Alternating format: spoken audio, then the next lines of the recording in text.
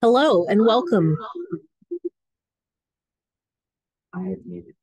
Let's see if that helps. Okay. Welcome to the Care Partner presentation for the month of December. Today we are talking about creating a dementia-friendly home, and we are very happy to have Lisa Bagby with us. Here at Insight, our mission is to provide specialized care, support, and education for individuals in all stages of memory or cognitive impairment, their partners, and our community.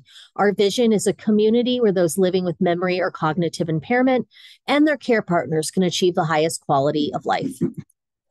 We are a leader in dementia care in Northern Virginia. Insight is a nonprofit started in 1984, which is our 40th anniversary this year.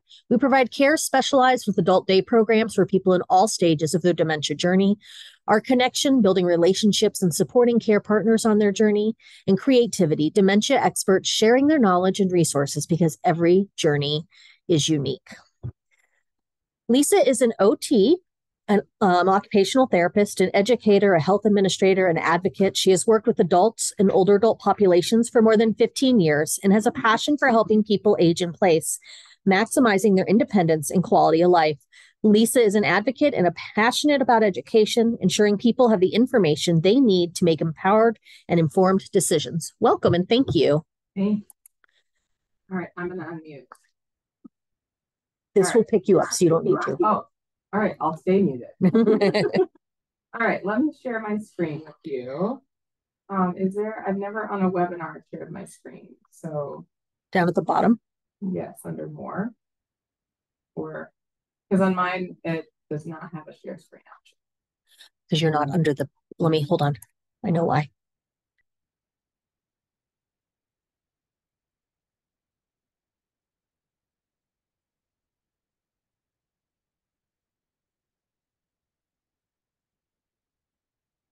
No.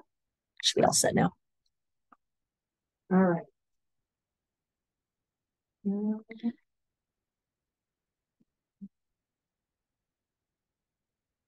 There we go. Perfect. And everyone's see it okay. All right. Well, thank you and welcome. It's an honor to be here.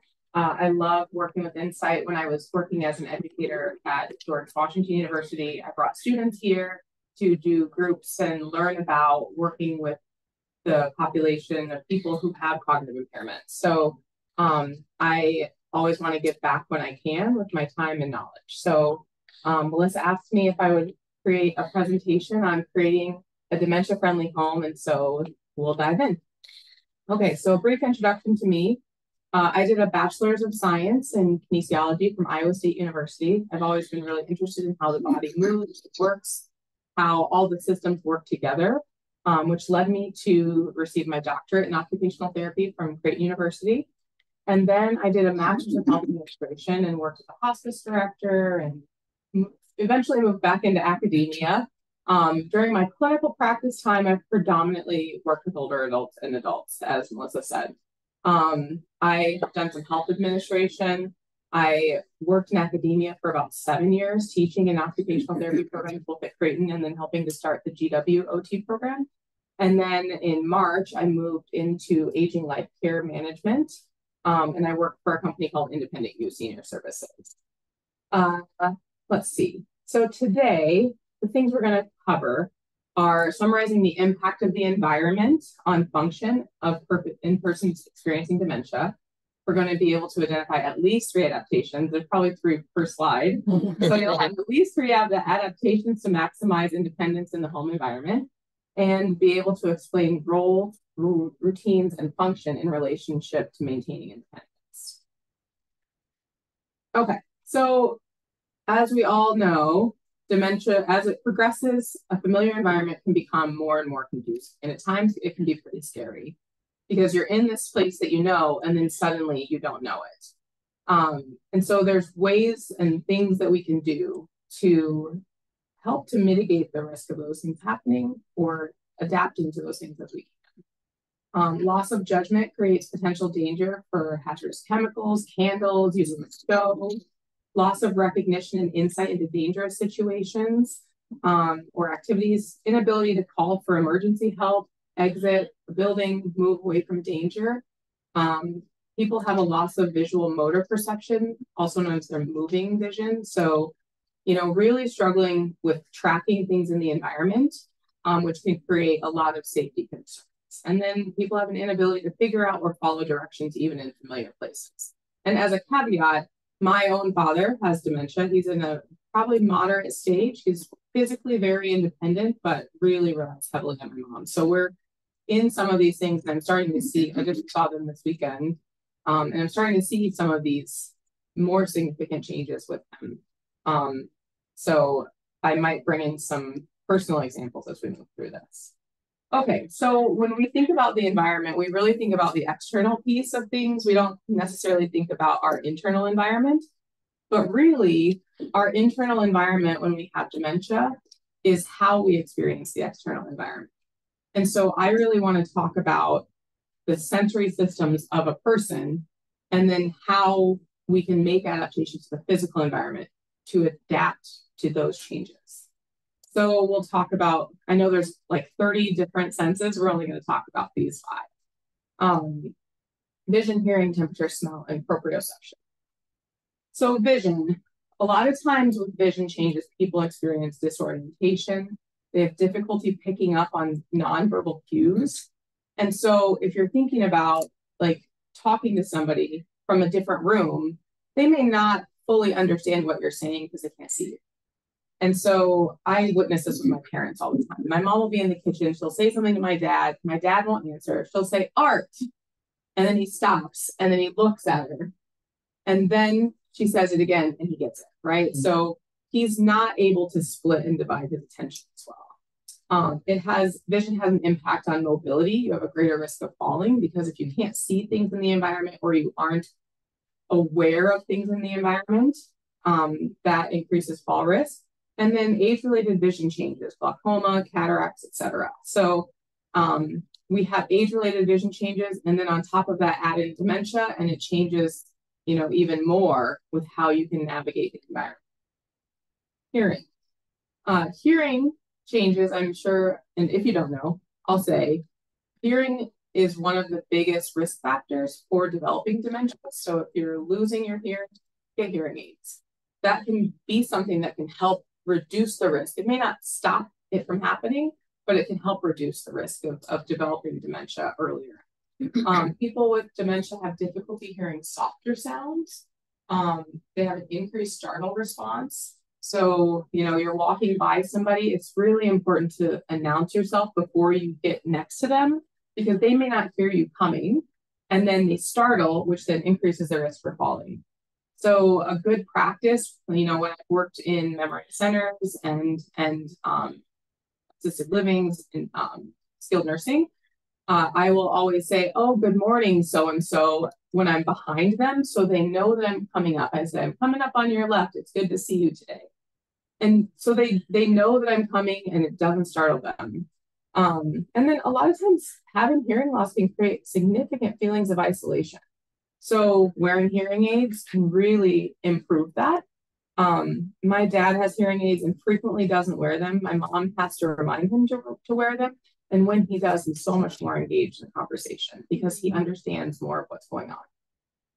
Temperature. So changes in the brain with dementia can cause regulating body temperature issues, so dysregulation. A person with dementia is more susceptible to environmental temperature changes, and they're at increased risk for hypothermia and overheating, depending upon the season and the environment.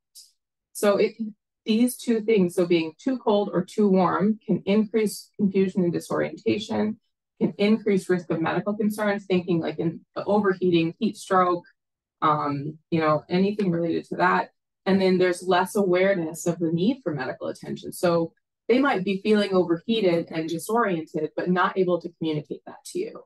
And so being really aware of these potential changes helps us to be better at understanding and watching for those things, and then also being like more prepared in those situations. And I'll talk a little bit more about the adaptations for this. Smell. Sense of smell is frequently one of the first senses that's impacted in dementia. People will have difficulty distinguishing between smells. So is that a perfume or is that flower, not really sure. You know, when you smell a fresh rose, it's very fragrant. You can tell it's a fresh rose, but somebody with dementia may not be able to tell that it's fresh flowers. Difficulty recognizing spoiled foods. So they go into the fridge and they might grab something that's been there for too long and not know that it's probably unsafe to eat. And then differentiating between safe and unsafe liquids, whether that's spoiled milk or a cleaning solution. A cleaning solution could look like lemonade. It could look like, you know, blue Kool-Aid, whatever, you know, Gatorade. And so making sure that, you know, you're aware of how smell can change and impact how people interact with each other. Okay, so proprioception. How many of you are familiar with this word? Okay, so proprioception is really what it means to know where your body is in space. Like if I put my arm out here and I had my eyes closed, I would know my left arm is up at shoulder level. That's just my brain-body connection. Proprioception is frequently impacted when you have dementia. And if you consider knowing where your body is in space, that impacts your balance, how you move, your gait, your walking speed. It impacts how you reach into space. One thing my mom mentioned this weekend is when he gave his dad something, he couldn't figure out how to reach to it and grab it. And that's a proprioceptive deficit. Proprioception like lets you know that your feet are touching the ground, right? And so it's really important sense that is frequently, you know, not included in the senses. But it's a very important thing for balance and just interacting within the moving about. So we'll go to the adaptations. So vision adaptations, here's a couple. So there can be larger scale adaptations and smaller scale adaptations. So one thing is night lights. See this little toilet light? I got one of those from my parents because my dad has had some falls in the bathroom, and it's motion sensor. So when he gets up, it goes on and it's on and he can see where he's walking to the toilet without turning on the overhead light and disrupting sleep and circadian rhythms, as well as my mom's sleep. And that's been very, very helpful. And even like the one that I got even changes color, so you can choose the color that you want. You can put in night lights that plug into the plug, or you can change the outlet to have lights on them. So they make lots of different adaptations for night lights. Some are on the sensor, so if it's dark, then they come on. Some are always on. Some require a switch to turn on, so you can put them at steps. Here's the outlet-based one. Oh, let me go back. I was going to try and click on it, but I don't think it came from this angle. So the outlet-based ones, you change the outlet and it's connected to the electricity, and so it just comes on, which is there's a handrail with lighting. I mean, lighting is a huge piece that can help and go really far for not a lot of money. You know, if you look at even changing paint color, like this is a before and after. So it's really dark. They change the lighting, and then all of a sudden it's like really bright. They painted it white. The door is white. They changed the floor color a little bit, it looks like. So really changing little things in the environment can make a huge difference. You know, I initially loved having darker colors on my wall, and I felt like I was not feeling as alert in my home. I painted everything white, and the natural light in there, you know, it's helpful. Oh, and then also I want to mention tunable lighting. So have you heard of tunable lighting? There's been advancements in lighting systems that are pretty cool that can allow LED lights to change in hue. So warmth, natural light, more like, I don't know the exact term for it. I'm not an electrician. So you're talking about the smart lights. Smart lighting. Okay. Correct. So okay, that word. Lighting, yeah. So tunable lighting, it's really helpful in establishing an environment that is bright and alerting, and it can also calm. So at the end of the night, if you don't want to have this bright light, you can turn it down, change the hue of it, and it seems, you know, to be more calming and prepping you for into your day. And it helps with shadows too. Correct. It helps with shadows a lot. So tunable lighting is really it's a newer thing, but it can also be set on a timer so that at certain times of day it does certain things for you. And you can adjust it typically from a phone or an iPad. You know, there's smart light bulbs, but then there's also smart switches and I mean, really, there's lots of stuff out there. All smart stuff. Yeah, it is. And it is smart until it doesn't work. But tunable lighting also helps with establishing circadian rhythms, and sleep is such an important part when you have cognitive. I mean, it's an important part of everything, but especially when you're experiencing cognitive decline, sleep is really, really important for clarity when you are awake. So having tunable lighting can set the timer, and so it helps with your sleep rhythms and habits. Okay, so other vision adaptations, reducing clutter. So if there's a lot of things going on, the eye doesn't know where to go, and there's more disorientation and more confusion. Removing barriers, clearing pathways. I'm sure you've all heard remove rugs. As an OT, that is my big, I'm like, do you have any rugs in your home? My parents put a rug on top of carpet to save the carpet. I'm like, please. The rug is a hazard, especially on carpet, because it's not flush, right? There's Ruggable, which is really great now because they can Velcro down. They're a rug that can go into your washing machine and you can take it back out, but they Velcro down to the floor, so they're less of a tripping hazard. I still recommend no rugs, especially if you use an adaptive device like a walker or a cane. And as we walk, as we age, our gait changes and we shuffle more, and so our toes get caught. We don't lift our knees enough to take a step, and that creates an increase in risk for falling. So removing barriers. Clutter is a big issue. I've been in older adults' homes. I used to do home health, and I would go in and I'd be like, okay, can we move a few things so that it can be safer for you to move in here? Because I don't want to leave here and then have you fall and then no one's here until I come back. So really trying to establish a partnership with the people I'm working with to say, okay, I understand that you want to keep this, but can we move it to a different space or, make some adaptations? Okay, other vision adaptations, organization. So I'm not saying like, oh, this needs to be color coded, but if color coding helps to recognize, then that's helpful. So organization as in keeping common items in places that are within vision, within reach. A lot of times with dementia, if it's out of sight, it's out of mind. My mom does it with my dad's clothes. My dad will wear the same clothes over and over again, and he washes laundry every day because that's his routine. And she doesn't want to take the routine from him, but he has new clothes that she's trying to filter into his wardrobe that look nicer. And so she's slowly pulling stuff out of the closet that is like kind of raggedy looking. She folds it and puts it in a place that he doesn't normally look. And then he doesn't look for it because it's out of sight, it's out of mind. He doesn't even recall that it was there, and then he's missing it. And it sounds kind of bad, I guess, when you think about it that way, but on the flip side, it's really a way to help him look the way he would want to look if he had more awareness. Because my dad is a really sharp dresser and likes to look really nice. And so by filtering the clothes in, it helps him to continue to put on a public presence for others that they know and expect. Medication boxes, huge. There's electronic ones. There's 4 times a day, there's 3 times a day, there's 1 time a day, getting the med boxes that work for you. I have clients that I work with that do 1 med box for morning meds, 1 med box for evening meds, and they're very clearly marked.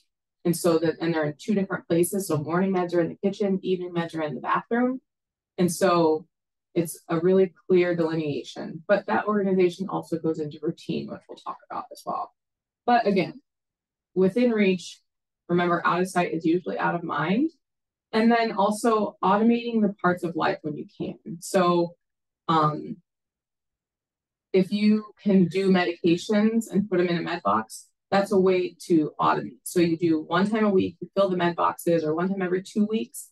And then it's not something you have to go through and think about every single day. While those things are good for someone with dementia to continue to do, it's not the most important thing. So identifying the things that are really important to that person and keeping them doing those things, as opposed to trying to struggle through doing rote tasks daily. Try to automate as much as you can. That way you can live life and do more of the things you want to do. Okay, so hearing adaptations. Consider hearing aid use. I know I said that before. Be intentional about your communication. So when I walk into a patient room in the hospital, regardless of whether they have dementia, hearing impairment, anything, I say, would you mind if I mute the television? Because a lot of people are watching TV. And usually people say, no, that's fine. But when the TV stays on, they can't hear me. They're splitting their attention. And if that person does have memory impairment or cognitive impairment, they really struggle with following what I'm asking them to do. And so really being intentional. So I say to my mom, okay, if you want to talk to dad, don't yell from the kitchen because he's not listening. Like go over, make eye contact with him and say, hey, Art, and then wait for him to look at you and then speak. Because, you know, my dad has Facebook up and iPad on and TV on. He's like way overstimulated, but that's his routine. And so I'm like, he's not paying attention, not because he doesn't want to, but he's so engrossed in what he's doing that you have to break the attention and get it in order to communicate. So whatever that looks like for you and your loved one, find a way to be really intentional. Sometimes people need to read your lips. You need to be in a lit space so they can see your mouth and they can make eye contact with you. Consider your body positioning when you're communicating. If I'm super tall, which I'm not, and I'm talking to a child, they're less likely to pay attention or be afraid of me, or, you know, it changes the dynamic. So if I were working with a child, I would get on the floor to their level and talk to them down there because they're going to feel more akin to me and closer to me because I'm at eye level and they can connect with me in a different way and see my face in a different way. The same thing goes for, I mean, I've worked with people with wheelchairs, amputations across the lifespan, and there's something to be said about getting to someone's level, whatever that might be. I mean, I can never stand on a step. I can't always stand on a step to talk to somebody taller, right? But understanding that sometimes when you're standing and talking down at somebody, it's a lot different. Consider the timing of the communication. If you know the afternoon is a time where that person is taking a nap, probably not a good time because they're sleepy, fatigued, probably more disorientation related to that. So doing what you can to consider the timing. I have a client who's currently going through the diagnostic process of knowing if she has dementia or some other cause of her cognitive changes. And I know that if I call her in the morning first thing and we talk about her appointments and different things that are going on for her day, she's much clearer than if I talk to her at 5 o'clock. Because by 5 o'clock at night, she's fatigued, she's been awake all day, she's been doing things and living her life, but she's definitely not as clear. So really thinking about when is this person the most clear that it's going to stick and stay, and you know, we can return to the communication later if we need to. And then using multi-sensory communication. So my mom will say something to my dad, then if she's going to leave to go somewhere, she writes him a note. So if he goes to get up and he's like, I wonder where Jan is, he can see the note as well. So there's multiple ways of telling, and then also repeat, you know, repeating things, you know, in a kind way, right? You know, I've heard people speak to each other in not so kind ways, repeating, I just told you that. You know, a lot of times people don't know. And so one thing that I recall, so, and this is talking about routine, which we'll get to, but my dad thought of his routine. They're here visiting me. They live in Iowa. And I live 12 minutes from DCA. In those 12 minutes, he asked me 5 times, so Lise, how's everything been? And not having any recollection that he'd asked me 4 times or 3 times before. And so I just said, oh, everything's great, Dad. I'm so glad you're here, you know, and not letting him know that he'd asked me 5 times, but also not being annoyed or frustrated with it. So it's accepting where they're at in space and recognizing, you know, sometimes repetition is going to be your best friend, especially kind repetition. Temperature adaptations. So we talked a little bit about increasing your awareness of the environment in relation to temperature, because those temperature changes that people experience, they have difficulty regulating their temperature, their body temperature, because of changes in their brain. So if you notice signs of temperature dysregulation, in shivering, unexplained increase in confusion or disorientation, and there's not really any other thing, and you might notice, oh, it's kind of cold, or they might be a little chilly. My dad's temperature runs really cold. And my mom's always like, oh my gosh, it's so hot here. And so, recognizing, I give my dad a lot of warm, like I gave him a battery operated heated vest that he wears in the house because, my mom tries to keep the bills in check without running the heat so much during the winter time. So, of course, it's comfortable for most people, but my dad is really chilly. So I think he has a heated blanket. He's got a heated vest. So really finding those adaptations to make the environment more comfortable if you know that somebody runs hot or cold. Clothing adaptation, availability of layers to add or remove depending on the time of year. I mean, that goes for all of us, but especially for people who have cognitive changes. A smart thermostat, so a Nest, Google Home, whatever pick your poison, those are really great because you can set a timer on the standard thermostat, but this is something that you can adapt from home or anywhere. And then planning ahead. So consider possible needs.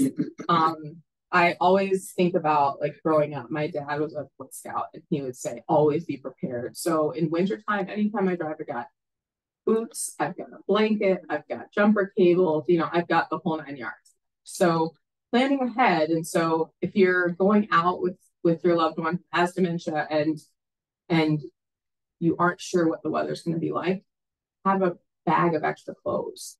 That never hurts. It's always going to be helpful when you need it, and you may not ever need it, but at least you have it as a backup. So planning ahead is really, really important. I mean, in all sense, but especially for this part, because you never know in the summertime if things are going to be cold in the place that you go, and then it's really uncomfortable. And it can increase confusion at that time too. So smell adaptations. The person who doesn't have dementia does weekly food checks, or keeping track, writing dates on things. So if somebody doesn't dementia and lives alone, there's a date that says throw out. I use a dry erase marker on the plastic containers in my refrigerator. So I know, I weigh and measure my food. So I write that on there, but you could also write throw out at this date, so sometimes the date is difficult. You can put calendars on the refrigerator that have the date. You can put reminders. There's also smart calendars that are coming out. They're really expensive right now, but they're I've been looking into a couple for clients that their kids or loved ones can manage from afar, because a lot of my clients, like I have a client who's here and the kid lives in Ohio, but she could manage from afar, like appointments for the day, and it has the date, and so it's a digital calendar. So we actually have that on our holiday wish list. I have a hard copy here, but we also have it in the blog online for any of you that are virtual. So just look up the holiday gift list and it is on there. So you'll know what she's talking about. They're really cool. They're a little expensive right now, but I think in the long run, come down, but right now. What's it called again? It's like a digital smart calendar. There's a couple different brands, but it's basically like a TV. It can be either like a picture frame on your counter or mounted on your wall, and anyone from distance can put into the calendar and make it accurate if things change. And so it's not a paper one where you're crossing things out. Yeah. That's my husband likes to have a calendar on the desk in the office. He checks, what am I doing this week? Right. And what am I doing today? Yeah. Correct. He always has to know what he's doing. And that's really helpful. And we'll talk about it a little bit. Okay. So ensure smoke and carbon monoxide detectors are functioning. The fire department will typically come and check and place this if you don't have it. So you can call your local or closest fire department and they will come to your house and install smoke and carbon monoxide. Oh, really? Yeah. Yeah. So, but if you don't do that and you want to just go and run and grab it yourself, that's something I would check on a routine basis. Keep cleaning supplies in a separate cabinet, preferably out of the kitchen. Add a lock if you need to. I have a client who I put some so he has assistance with some of his medications, but he manages the rest. The ones he needs assistance with, I put in a lockbox. And so the only person that has access to it is the person that helps him with that. Because it's a glaucoma eye drop, and he was having increased eye pressures at his last appointment. And the doctor's like, "You getting these drops?" I'm like, well, the person says they're going there, but then I came to find out that the client was doing them himself and then telling the person he'd already done it. But he wasn't doing it well. And so he was at risk of losing vision because of that. So I'm like, okay, we got to put these specific things into block. So there are some adaptations that you can do for that, and then making adaptation to the stove to decrease function or use when alone. So my grandmother had dementia, and all my aunts and uncles, they took the knobs off the stove after they left. So they each took a night, and they would go over to my grandma's house and make dinner and eat with her. There were 8 of them, so it was pretty easy to each take a night. And they would go over, make dinner, sit and spend time with her. And then at the end of the night, they take the stove knobs and they put them in a place that she couldn't reach them, so that the next sibling could come over the next night and cook. And so there are also stove knob covers that you can get on Google. They're really for children, but they work for all people. Because if you can't figure out how to use it, get it off to use the stove, it's helpful. Okay, so proprioceptive adaptation. So remember, proprioception is how we use our body in space, or where we know our body is at in space. There's not a lot of adaptations that can improve proprioception. Environmental modification in patients can help manage the impact. I have some asterisks next to some things on here. So adaptive equipment. So first I have a sock aid here. A sock aid helps with getting your socks on. The caveat and why the asterisk is there, and also on a walker and cane, is that if somebody has cognitive impairment, adopting the use of a new piece of equipment is probably pretty slim, unless there's lots of repetition and assistance over a significant period of time, that eventually it becomes a rote activity. I have a client in memory care, and she had a fall with a fractured wrist.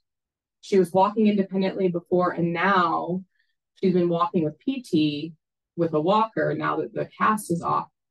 But I don't think that she'd be appropriate for using a walker without PT or without someone with her, because she's probably not going to use it, or it's going to get in the way and she's not going to use it appropriately and it becomes a fall. So I put those asterisks on there because it's really unlikely that somebody, depending upon the stage of cognitive impairment, that they will adopt the use of a piece of equipment. But there are durable medical adaptations that you can make that seem like they're second nature, like putting in grab bars, using a shower seat, using an over toilet commode. If there's armrests on the toilet, they're going to use them to push up, and they don't have to think, oh, how do I use this? Because they're used to using armrests in a chair. And so some of those things can be really helpful and reduce risk for fall and increase independence, but not everything is going to be beneficial. So it's really understanding, what prior abilities and use of equipment was, and then what would be possible now. And you can always talk to an occupational therapist, physical therapist, somebody in the aging life care profession that can help differentiate what would be useful and what wouldn't. Okay, so I keep talking about roles, routines, and functions, and this is really the crux of occupational therapy. So OT is really so if you aren't familiar with occupational therapy, I probably should have started with that. Occupational therapy is using meaningful occupations, which are anything that occupy your time, to get back to doing those things if you've either had illness, injury, or a change in functional status. And OT helps you to adapt and do those things as long as possible to maintain your independence and meaning. So we really think about roles, routines, and functions. And so the roles that are really important to the person should really drive everything that we do and how we interact with someone with dementia, and then how we interact and help them interact in their environment. So important roles are wife, mother, child, friend. I don't know, have any of you seen the new show on Netflix called Man on the Inside? Oh, what's it called? A Man on the Inside. It's with Ted Danson. And it's very, very good. He goes undercover as a spy. His wife passed away from having dementia, and he's struggling, and his daughter encourages him to get involved in something. And he goes undercover working as a spy in an assisted living to figure out who's stolen some jewelry from another resident. a family member has hired this company and they reach out and try and find an older adult to go on the inside. And so it's really a beautiful portrayal of the impact of dementia on an individual. There's one resident in the group in the show that has dementia, and it's a really beautiful portrayal of like how socially isolating it can be. And so occupational therapy, and I was thinking for my OT lunch and I'm watching it, I'm like, gosh, I wish that people would like surround this person with the things that they enjoy and tap into their roles. And he does that in a really beautiful way. So highly recommend the show. Is that a series? Mm-hmm. I think I heard about. What channel is that? It's on Netflix. Oh, it is on Netflix. Mm-hmm. Oh, okay. Yeah, I think it's just 8 episodes. But he does a really, it highlights, the things that people with dementia experience. I heard about that on TV. Yeah, I think they did a really nice job demonstrating that, but then also showing how he tapped into her meaningful roles and occupations to keep her engaged. So maintaining important roles, my dad knows I do Olympic lifting. My dad knows I love to do that, and he will call me and ask me how my sporting about it, right? So that's a valued role of him as my father. And he wants to be proud of me and talk about me to his friends, right? So helping that person to maintain those important roles is so important. Routines. So understand valued tasks for that person and help to maintain or develop a routine. Routine really drives independence, as long, that's the thing that's going to increase the length of time someone has more independence and function. Mm-hmm. So, okay, I get up in the morning and then I eat breakfast and then I take a shower and then I might sit on Facebook for a while and then I go to lunch or coffee with friends on Thursdays. So if every day has a similar cadence, people tend to do better longer. So maintaining those valued tasks in a routine, helping them feel like they're fulfilling their roles and have value in the grand scheme of things. Again, I said automate, remove unnecessary tasks. So, my mom could do the laundry, but that's something my dad enjoys doing. I don't understand why, but he really enjoys doing laundry. And so he does laundry every single day. And that's something he enjoys. He feels like he's being really productive and getting something done and crossing things off the list. And so if that's something that someone values, do that. But if it's unnecessary and he doesn't like it, have somebody else do it and fill the time with something he values or they value. And this maintains independence, like I said. Function. So if somebody is having trouble doing the things that they enjoy, providing support to adapt those meaningful occupations or meaningful activities as they decline to maintain them. Because really, that might require ongoing assistance because like with the adaptive equipment, they may not be able to remember how to adapt. But if you can provide the scaffolding to maintain some of those meaningful activities, that functional aspect of being able to participate can really bring quality of life value. Okay, and then occupational engagement, which is kind of what we've all been talking about already for the last couple of minutes. So engagement in meaningful occupations or valued activities maintains or increases quality of life, whether that's through engagement in tasks they've always engaged, like brushing your teeth. That's an occupation that's meaningful. People don't want to have bad breath. They don't want to smell typically. And so something as simple as that is an occupation that's meaningful, all the way to painting or fishing or reading a book, going to coffee. Those are also meaningful occupations.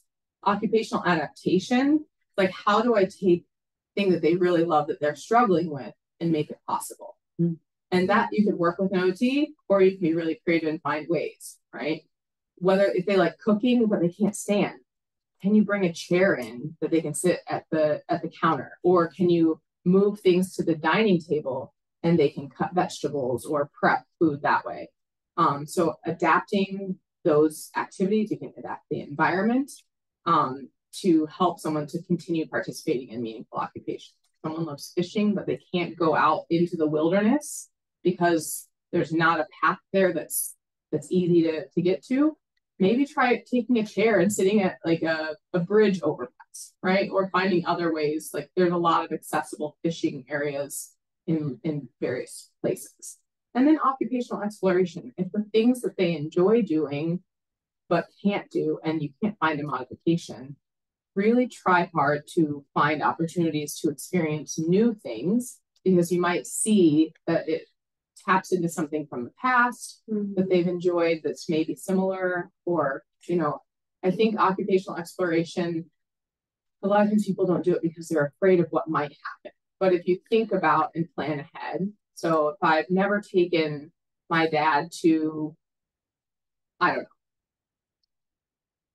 art gallery, and I don't know that he likes it, what would I think about? So he has difficulty walking. So I think about the things that he has trouble with. So how do I make that activity something that he could do? Could I bring a transport chair? Could I see if the art gallery has places to sit that are like routine enough that he's not walking long distances? Is there parking? You know, so it does take some legwork ahead of time, but doing some of those occupational exploration pieces can be really helpful. I think another way to meet that is memory cafes, because we're doing lots of different activities and you can have someone guide you. If you're not sure how to adapt it, someone's there who can guide you with that. Exactly. So that is what I've got for you. And I know I went very quickly, so I apologize for going quick, but I wanted to leave time for a discussion and questions. Does anyone online have questions? You can put them in the Q&A and I will present them to her. Anyone in the room have questions?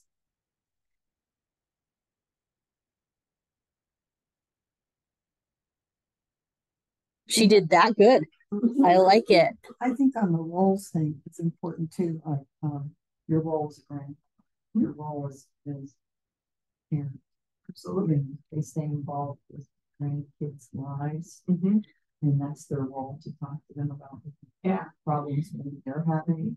That's important. Yeah, definitely. And you know, and speaking to that, like my dad doesn't think to call me. And so my mom will encourage him to call, or I set a routine. I do that with my husband. Yeah. Have you talked to Dan like that? Right. Oh, you should call. Yeah. Right. Maybe he'd like to hear from you. I always put that in so it feels like he's important. Right. Right. And so it's setting up that routine, knowing that that role is really important. Yeah. Keeping your sense of purpose as a person. Yeah, absolutely. And I think a lot of times when someone has dementia, those things kind of go by the wayside. And also there's a lot of waiting for what's next. And there's not really any like structure and guiding force moving them to the next thing. And it also reinforces that they are important to other people. Absolutely. Maybe they're feeling like they don't have anything to contribute. Absolutely. Yet once they talk to a grandkid and say, "Oh, you know, you're running track," but we go see them run track, it just brightens up. Yeah. And that also helps to maintain cognitive function, that helps to maintain engagement. And those things help to maintain independence over time. You know. All right, we have some questions online. Someone asked about the gift list. I did put the link virtually. The gift list refers to the digital frame, but you can use any of that. There's adaptive clothing and all that kind of stuff there. So it does tie into some of the stuff that she had mentioned as well. Melinda asks, any suggestions on how to make changes to their home for safety reasons that they say they don't want? Oh, that's a good one. Okay, so my approach typically is I've been thinking about this and I've seen that you've had difficulty doing this. What do you think might be a good adaptation? Do you think we could try this and see how you do with it? I like to lead with making it their idea if I can. Like, I've been thinking about this, but I don't know if it'll work. I really want your input. Sometimes people are like, no, absolutely not. I don't want to change that. You know, you could have somebody, you know, if they would trust to have somebody come in and do a home evaluation, like an occupational therapist who does home health or, you know, does it privately, having someone come in and do a home evaluation and make recommendations that they then present to the family, to the parent or the loved one, and then also whoever's requested it. That I think they have a professional in the home looking at how they're using their space and seeing, oh, this is a little unsafe. Mm-hmm. And if somebody else is seeing it, sometimes it's an easier pill to swallow. Like I say things to my dad all the time, but he doesn't do them. Mm-hmm. And then he had a PT come to the house from the VA, and all of a sudden he's doing exercises and doing all the things I've been saying to do for like 4 years. So, I'm like, oh, you like to tell people that I have a doctorate in occupational therapy, but everything I say to you doesn't matter. That's because you're the daughter.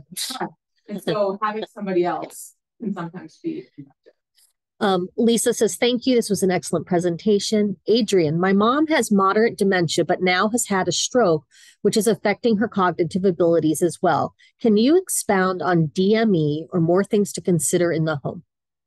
Okay, so it's really person specific. So can you give me more information about what she may be struggling with? I can also share my email and we can talk offline. Yeah. If you want to send photos of the living environment, I'm happy to weigh in that way. It's hard to say blanket, this would work for everyone, because depending on where someone is at, what their home environment is.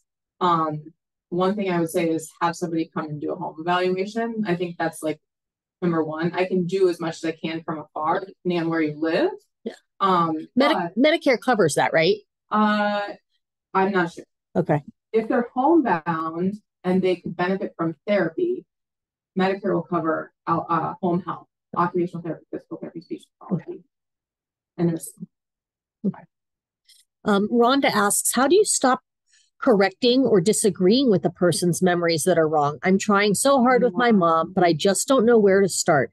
Is there a phrase that will help?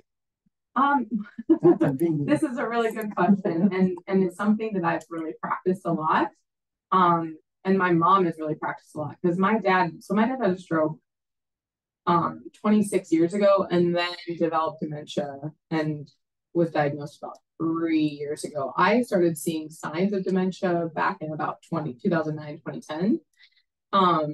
But he was functioning, doing pretty well. So my dad confabulates. So when you make up a story that they truly in their heart of hearts believe happened, or maybe not a whole story, but parts of a story, it's called confabulation. And so something that I've encouraged my mom to do, and that I do, especially if it's not going to change or make an impact in other decision making or conversation. So I might say, oh, that's really interesting, tell me more about that. Or, oh, cool. Or, yeah, Yeah. Even that is simple enough. I have a client right now who told me that her mother is a princess or a queen, and she's a princess in her country. And I don't know if that's true or not. I don't believe that it is. And I'm like, oh, that's really interesting. I'm like, can you tell me a little bit more about, your background? And you just go along with it. You go along to get along. And it's hard, especially when it's not true. I mean, my dad was a state trooper, and he tells stories about some of the things didn't happen, but he told people all the time that he helped deliver a baby in somebody's car, and that didn't happen. He helped them get to the hospital. And my mom remembers that, and she's like, she sometimes just has to walk away.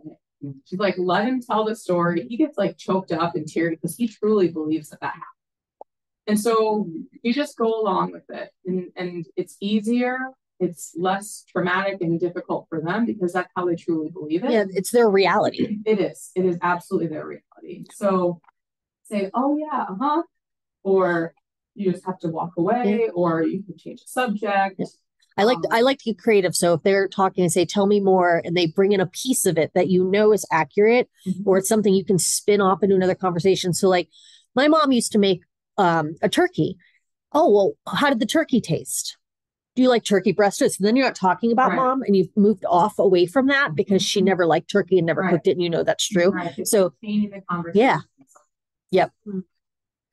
Yep. Priscilla would like to know, can occupational activities be requested through the doctor?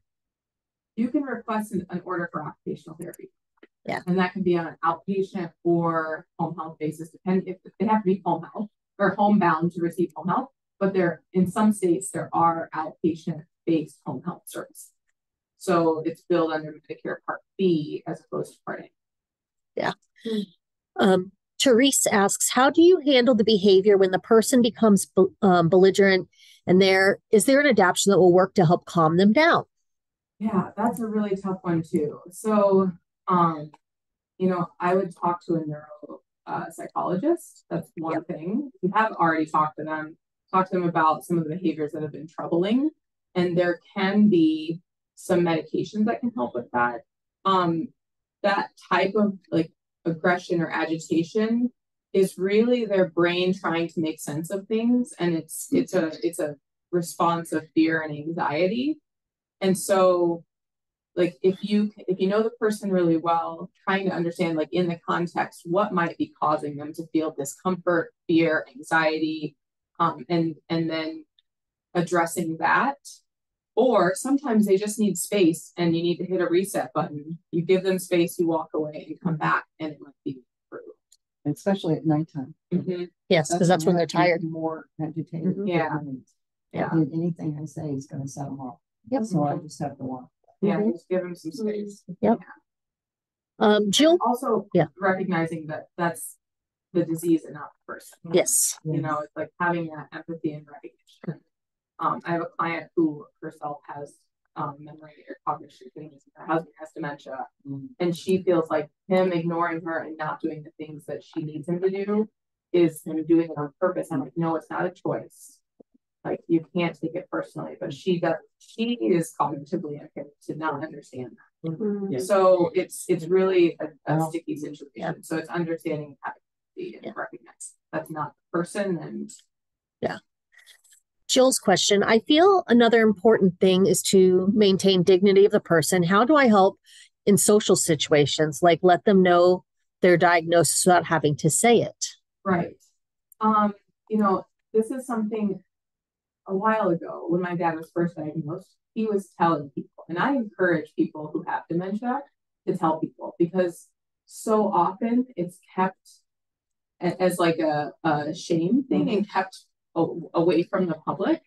And we all age, and it's a really difficult and horrible disease, but I think to be able to live long enough to experience it is sometimes it's a reframing, and understanding that we all may be there. There's not a surefire way to avoid having dementia as we age. So I think sharing is a big part when they can. Sometimes my mom might step aside to a person and say, just so you know, Art's having some cognitive changes, or has had some cognitive changes, but he still really loves to be engaged in a conversation. Sometimes my dad will tell stories that don't exist, and she encourages people to just go along. And sometimes she's able to do that ahead of time. So she might if somebody invites them over for dinner, she just tells them ahead of time. She's like, Art might repeat himself a few times, but he was diagnosed with dementia and he's doing pretty well, but just so you're aware. Yeah, also the Alzheimer's Association and us here at Insight have business cards you can carry with you that you can hand to someone, so you don't have to say it verbally in front of somebody when someone has dementia. Yeah. So those are always an option. You can make your own off a computer. What does the business card It says, I have memory impairment. Please, have patience with me. Yeah, so. Should you carry that in your wallet? Yeah. Yes, absolutely. Yeah. And I have medications in my husband's wallet as well. Absolutely. Because if anything ever happens. Yeah. Yeah. And you said something about wallet. My mom has my dad's real wallet that she keeps because he misplaces his wallet a lot. And so she has copies and versions of his important things in his wallet. Yeah. Because he's always like, where's my wallet? Right. They insist on it. Yeah. And that's part of the teach. Just taking away the credit card. Right. Very difficult. Right.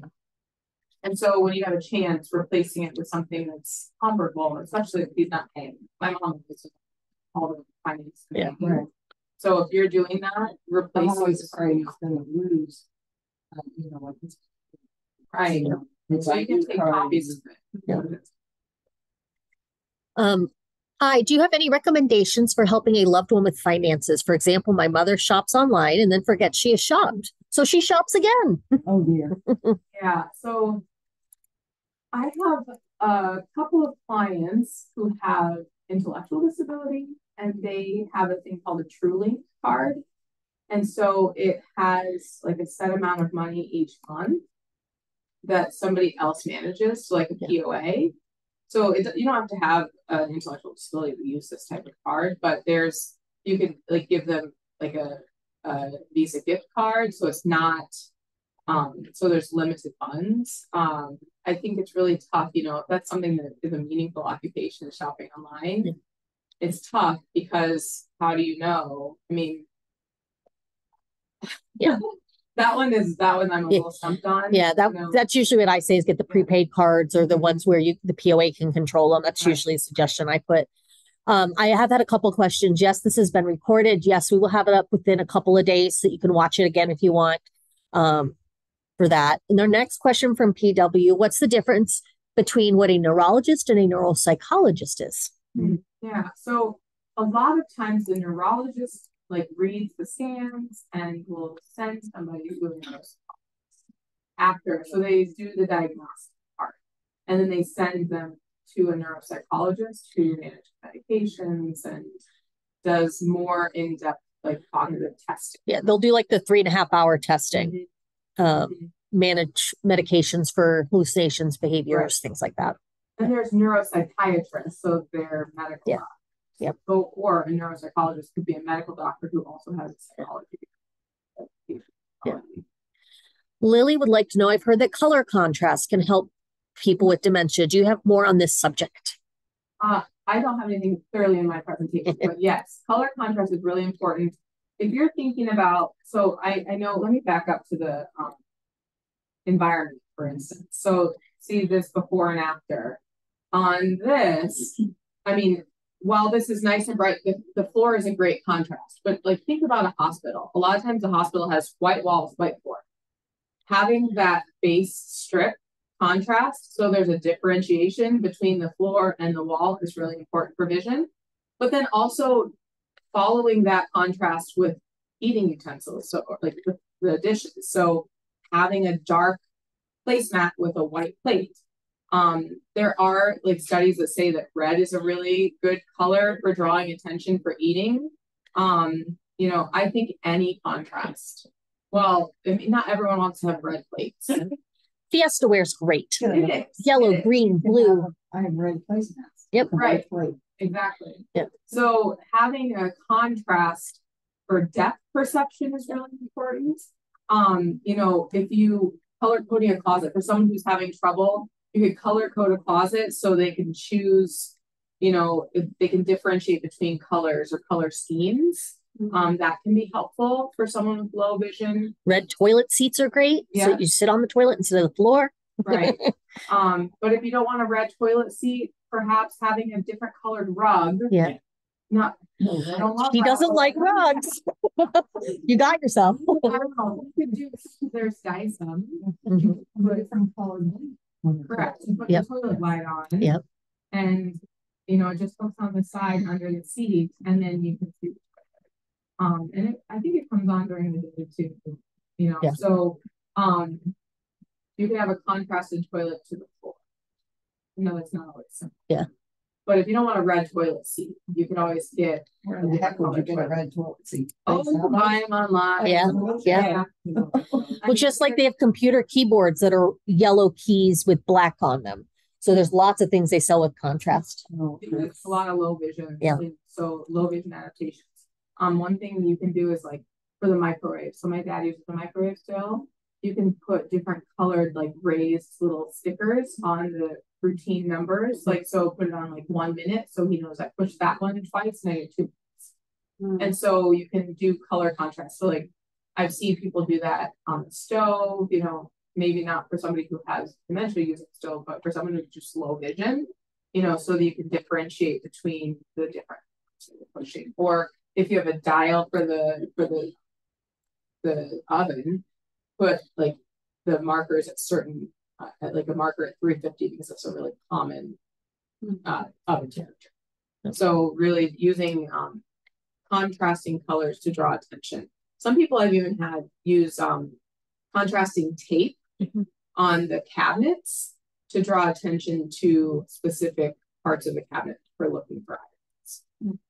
put glow in the dark tape and an arrow back and forth toward the toilet. Like the concept of what happens at night. The light was a great. We didn't have that yet.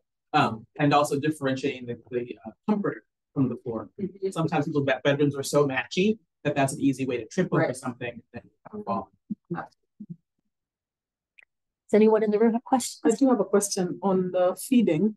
How do you help someone that's just caught up, just starting their food instead of actually feeding? So, you know, not everyone in the room knows child development. So let me back up. So if you think about the way we develop skills as we grow up from baby to young adult, the same thing happens in reverse chronology when somebody has dementia. So if you start with finger foods and then move to a spoon and then move to a fork and knife, you know, the same thing goes. So as you lose skills, you may not be able to know or use a spoon, but if you gave finger foods, they might be able to feed themselves. So if they're just stirring the food, it may be that the spoon is an unrecognizable object and they don't know how to use it. So that could be. They may not be hungry, but if they're hungry and they eat all the food, it's likely that they don't know how to use the spoon. So you like put soup in a coffee mug and then they can drink it. And they'll drink it. Yep. So finding the things that they know how to use, like a toothbrush is really a common piece of the tool, right? People use that toothbrush, but if people aren't brushing their teeth, they may not know how to use the toothbrush or even know that it's there. So having a contrasting toothbrush, going back to the contrast, color contrast. So I think that there could be a couple things. So it could be that they aren't hungry. It could be they don't want to eat what they have, or they just don't know how to use the tool. And that's a great request for the doctor to do an OT order for you for that. Because OTs do all types of adaptive equipment. Like there's like for someone with Parkinson's who has a tremor, there's weighted silverware to help reduce the impact of a tremor on using a spoon. There's swivel spoons, there's built-up handles. There's nose cups if somebody has risk for aspiration when they're drinking.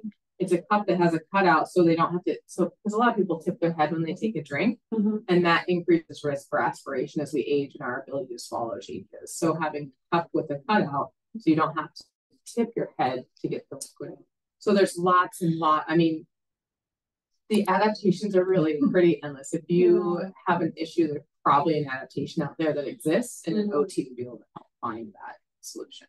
Another question's popped up online from PW. Does OT cover proper toileting?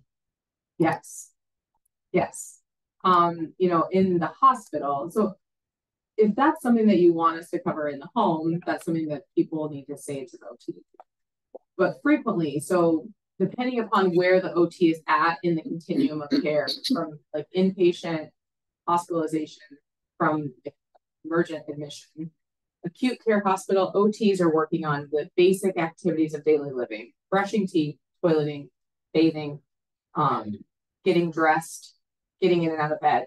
That's really all the acute care OT works with. And then you move to inpatient rehab, and the OT works with those as well as some instrumental activities of daily living, like cooking and cleaning and checkbook balancing if somebody has a stroke and it's impacting their cognition and they are living alone and they manage somebody. So we really run the gamut within inpatient rehab. And then at home, typically by the time someone gets home, because the OT isn't there all the time, either someone is there helping them with toileting or they can toilet themselves. Because an OT typically would not refer someone back home or discharge home if they weren't able to do that.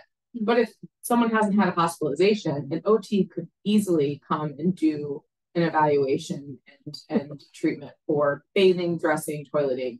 And I did that a lot. So this one's from Kelly. My aunt behaves much more confidently when our helper is here. When she's alone with me, she often acts childlike and wants me to do things for her that she is able to do, such as flushing the toilet, pouring her a cup of milk. She let it slip a few times that she's intentionally trying to get a rise out of me. Any suggestions on how to get around this? Don't do the things she's asking. You know what she can do. Yep. Yep. Just say, I know that you're playing possum. I'm on to you. Yep. You told me. Yep. So until you physically can't do it, like it's on you. Yep. And say, you know, me helping you isn't helping you. You know, that's one of the things that when I would teach with students, I would say, sometimes helping someone isn't helping them. That's true. Yep. You know, doing it for them doesn't help them maintain or build the skill. So that was something I had to learn as a new OT, especially. Like, I go into the patient's room and I can see they're struggling with putting their socks on. I'm like, oh, let me do it for you. But that's really not helping them in the long run, because I'm not going to go home with them. Yeah. So I think that sometimes helping is not helping. So, yeah. Awesome. Well, thank you so much for all of your time and your expertise. I'm going to send out a follow-up email with the AARP survey. I do want to thank AARP for sponsoring this today. We truly appreciate them and all their support and working with us. I will make sure I put Lisa's information in that email along with the survey. If you want to see about any of our other presentations or our events, please feel free to go to insightmcc.org/events. For January, we are talking about Social Security disability for early onset. We're going to have someone here from the Alzheimer's Association doing that. So if anyone is on the call or in person that is struggling with making sure they get that disability, we're going to learn all about it next month. So, but keep looking at our calendars and see what we have. And we truly appreciate all you. And the email will go out this week and the recording will be online. Thank you.